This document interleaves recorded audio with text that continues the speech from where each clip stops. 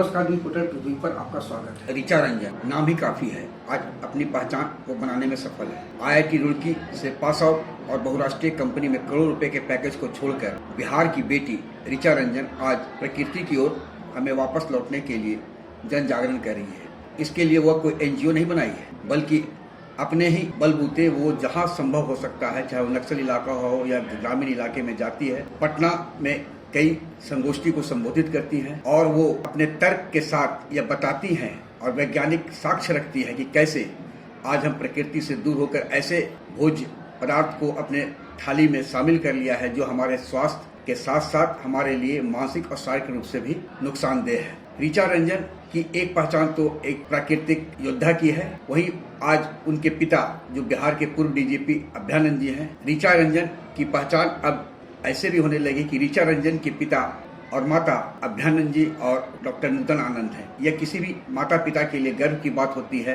कि जब उनकी पहचान उनके पुत्र या पुत्री के द्वारा होने लगती है। अभ्यानंद जी भी अपने आप में किसी पहचान के मुहताज नहीं है, लेकिन ऋचा ने अपने पिता के नाम के आगे जाकर अपनी पहचान बिहार में बना ली है। अभी उम्र है तो मुहिम लेकर वह आगे निकली है। ईश्वर उन्हें और आगे बढ़ाए। आइए जानते हैं ऋचा रंजन का क्या सोच है और कैसे वे हमें प्रकृति की ओर लौटने के लिए ग्लोबल वार्मिंग हो या अन्य समस्या, उससे भी कैसे हम छुटकारा पा सकते हैं, बताती हैं ऋचा रंजन। छठ पूजा प्रकृति व साक्षात भगवान भास्कर की आराधना है। यह बात मैं नहीं, ऋचा रंजन कह रही है। बिहार की बेटी ऋचा रंजन आज प्रकृति की ओर लौटने के लिए प्रयासरत है और वो इसके लिए न कोई NGO चला रही है न कुछ। आज छठ के मौके पर जब लोग भगवान भास्कर को अर्थ देने जा रहे हैं तो ऋचा रंजन की बात अपने आप में मायने रखती है। ऋचा रंजन बताती हैं कृत्रिम उर्वरक नाइट्रस ऑक्साइड का एक मुख्य स्रोत है। औद्योगिक खेती और औद्योगिक पशु पालन की बढ़ती मांग ने कृत्रिम उर्वरक की मांग में अत्यधिक बढ़ोतरी कर दी है। प्रकृति से दूर होकर हम प्राकृतिक भोजन से दूर हो गए हैं और प्रचार प्रसार के अधीन होकर औद्योगिक खेती के उत्पाद को स्वास्थ्यवर्धक भोजन मानने लग गए हैं, जबकि ऐसा है नहीं। उन्होंने कहा कि ऐसा करने से हमने केवल अपने शारीरिक, मानसिक और आर्थिक स्वास्थ्य की हानि ही नहीं की है, बल्कि साथ ही हमने कृत्रिम उर्वरक की इतनी मांग भी पैदा कर दी है, जिसके कारण आज ग्लोबल वार्मिंग की समस्या और भी विकराल रूप लेकर हम सबके सामने खड़ी है। यानी ऋचा रंजन बताती है कि यदि हम प्रकृति से जुड़े तो ग्लोबल वार्मिंग पर भी हम अंकुश लगा पाएंगे और साथ ही हमारे शरीर जो कि प्रकृति के द्वारा प्रदत्त स्वास्थ्यवर्धक भोजन है उसकी ओर भी हमें लौटना होगा। उन्होंने बताया कि कुछ ही दशक पहले जब हमारे पूर्वज गेहूं का सेवन न के बराबर या बहुत ही कम मात्रा में करते थे, या कोई बहुत ज्यादा दिन की बात नहीं है, आज से 4 दशक या 3 दशक पूर्व यह हर गाँव में देखने को मिलता था।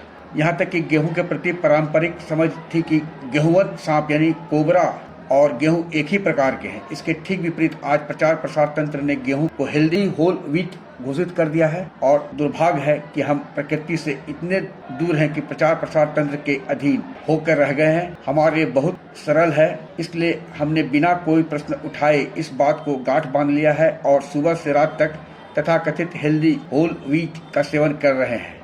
लेकिन हम यह नहीं समझ पा रहे हैं कि हमारे स्वास्थ्य पर इसका क्या प्रभाव पड़ रहा है। हमारे स्वास्थ्य, प्रसन्नता और इम्यूनिटी पर वही होता है, जबकि हमारे जो अनेक स्थानीय पारंपरिक एवं प्राकृतिक मोटे अनाज जैसे समा, कोदो, सामा, कांगनी, हरी कांगनी, महुआ, ज्वार, बाजरा आदि है जो कहीं विलुप्त हो चुका है या हमारे भोजन की थाली में न के बराबर है। भोजन को न समझकर हमने अपनी मांग में बदलाव तो कर लिया, लेकिन इसके साथ ही कृषकों को भी विवश कर दिया है कि वे भी औद्योगिक खेती को अपनाएं और ग्लोबल वार्मिंग की समस्या को अपने लिए ही खड़ा कर लिया है। गेहूं जैसे अनाज जो हमारे पारंपरिक भोजन का हिस्सा नहीं था, मोटे अनाज आदि की तुलना में कहीं अधिक पानी भी पी लेते हैं।